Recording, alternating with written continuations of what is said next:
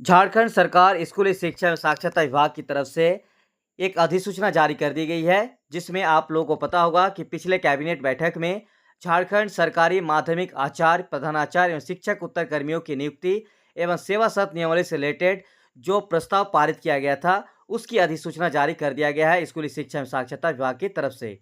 लेकिन इसमें बहुत ही सवाल आ रहा है, बहुत बड़ा सवाल इसमें आ रहा है कि जो वैकेंसी अलग-अलग टीजीटी और पीजीटी यानी क्लास 9 टू 10th और 11 टू 12 के लिए देखने को मिलता था, अब एक ही वैकेंसी देखने को मिलेगी, जिसमें झारखंड में अब क्लास 9 टू 12 तक की बहाली होगी, माध्यमिक आचार्य, प्रधानाचार्य और शिक्षक उत्तर कर्मियों की बहाली।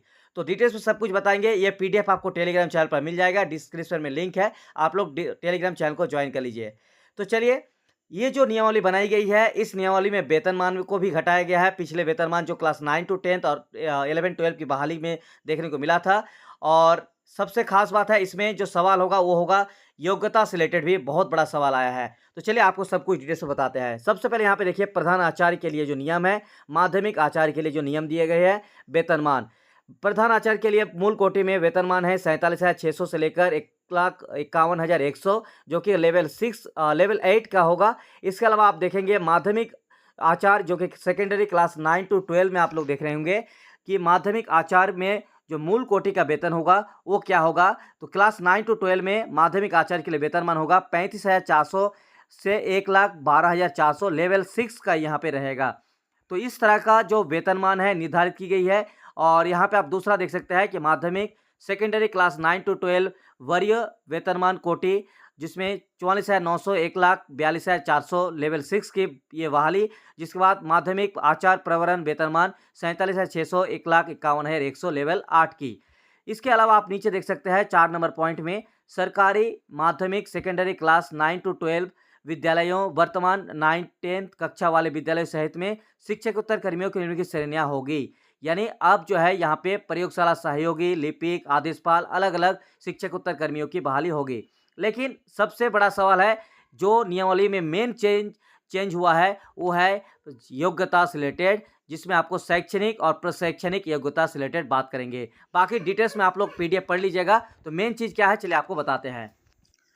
तो यहाँ पे आप देख सकते हैं कि माध्यमिक क्लास 9 टू 12 आचार्य, चाहे आप माध्यमिक सेकेंडरी क्लास 9 टू 12 हिंदी में अगर आप शिक्षक बनना चाहते हो, या फिर आप यहाँ पे देख सकते हैं कि अलग अलग सब्जेक्ट वाइज भी दिया हुआ है। लेकिन सबसे बात की यहाँ पे शैक्षणिक और प्रशैक्षणिक योग्यता जो दिया गया है, इसको लेकर आप लोग का सवाल आ रहा है। और आप लोग का क्या सवाल होगा, आप लोग कमेंट सेक्शन में जरूर लिखिएगा। क्या ये नियमावली जो बनाई गई है, ये किस हद तक स्टूडेंट के लिए लाभदायक होगा, या इसमें कोई जो नियमावली बनाई गई है, इसमें क्या कमियां रह गई है, ये आप लोग जरूर कमेंट कीजिएगा।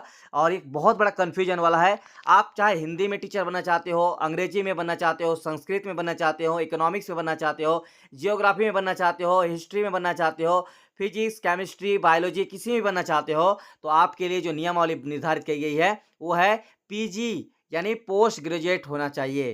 पहले अगर बात की जाए तो क्लास 9 टू 12 में आपको सिर्फ ग्रेजुएशन होना चाहिए था, लेकिन अब एमए, एमकॉम और एमएससी आपके लिए ज़रूरी हो जाएगा, ये इस नियमावली के अकॉर्डिंग। ठीक है, लेकिन यहाँ पे चलिए आपको बताते हैं कि 9-10 में जो आपको पहले बहाली आती थी, उसमें सिर्फ और सिर्फ आपको ग्रेजुएशन के साथ आपको बीएड ही मांगा जाता था। लेकिन अब जो है इसमें नियमावली में बदलाव किया गया है, इसमें आपको एमएससी, एमकॉम, एमए लेवल की बहाली देखने को मिलेगा क्लास 9 टू 12 में। ठीक है, यानी पीजी लेवल की ये बहाली होगी, जिसमें क्लास 9 टू 12 में आप टीचर बनेंगे, यानी कि माध्यमिक आचार्य बनेंगे। तो ये नियमावली बनाई गई है संबंधित नियुक्ति के विषय में स्नातक डिग्री।